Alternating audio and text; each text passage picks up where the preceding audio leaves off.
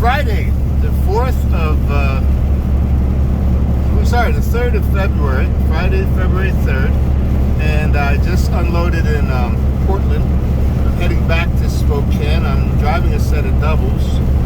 I went up to Canada yesterday morning. After my other Canada trip, I switched trails and went right back up there, pick up this load, and it looks like I'm going to make it back. I was worried I was going to quite make it all the way back, but I'm looking at the time. I got 6 hours and 37 minutes of driving time, and from here, we're looking at about 5.5 hours, so it's going to be close, but I'll make it. Depending on what's happening, look at this. It's snowing. It's rain and snow mixed. The temperature's 36, and it's raining and snowing at the same time. So, welcome to the Pacific Northwest, and we are on I-84, heading eastbound from Portland towards Idaho. Towards like Boise. But if I stayed on this, they're gonna take this right to Boise. But no, we get off of this and get up into Washington on 395. So anyway, hope y'all are doing well.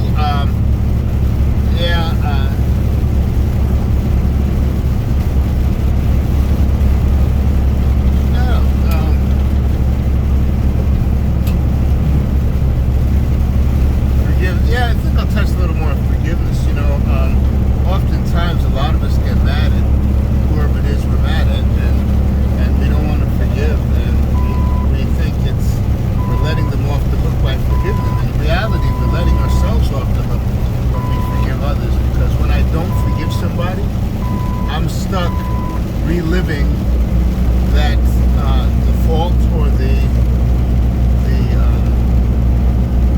crap they did, whatever it was they did to me or that I perceived. And sometimes not even that they did something, how I see what they did a lot of times has more to do with how I feel about them than what they actually did. And I've discovered that, you know, so how I see what they're doing a lot of times will make the biggest difference. And if I can forgive them and later on re-look at it and even talk about it, say, you know, when you did X, Y, Z, you know, I was really upset because I felt like this, and they go, wow, you know, when I did that, that wasn't my intent. This is what was going on and why that happened. And I may not have even been part of the equation. It's just that I was there and ended up being part of it, although it was never directed at me or towards me. It's just that, you know, you ever just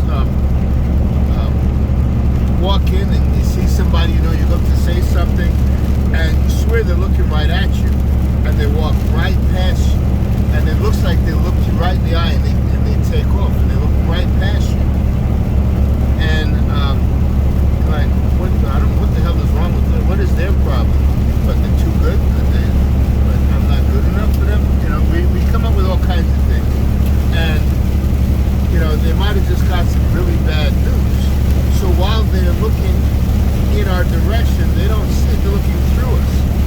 They're on a mission, you know, maybe their mom just died, or their daughter or son just got into a really bad, you know, motorcycle accident or car wreck, and they're in a panic. They don't know what to do. You know, and we take it personal. How dare they look me in my eye when I'm trying to get this, and they won't say hello. You know, and so sometimes it's not always what's done to us, it's how we perceive what's done to us. And a lot of times things will happen, and I'll just go, that's interesting. And it doesn't feel good, but I'll go, that's interesting, I wonder what's really going on. So I don't get as invested in the original perceived slight right away. You know, unless they walk up to me and they start cursing me out. Oh, now they're doing something to me, and there's no question. If they're cursing me out, maybe they're telling me what they might actually be telling me why they're cursing me out. And what I found interesting in the past is, you know, when you're around groups of people, sometimes gossip flies, and it's about me, but I have nothing to do with it. It's how people perceive what they thought they saw. For example, I'm in a 12-step recovery program. My sponsor's a female.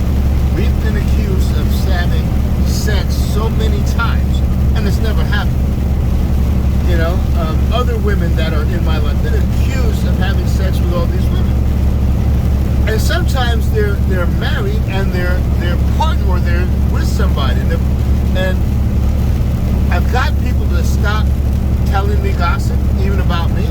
And how I did it is, like on occasion, they're telling me, they say, well, I just heard you and Sally X were sleeping around, and, her husband's real.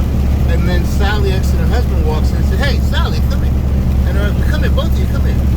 He just told me that you and I are having sex. I hope you had a better time than I did, because I had no idea this is in front of her man.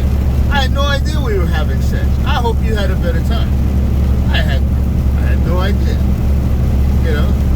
And now he's been put on notice that I'm not sleeping with his woman, and that it's all gossip. So I just did a couple of things, and the guy that just told me, or the gal just told me, was just put on notice that I'm not accepting any of that crap anymore.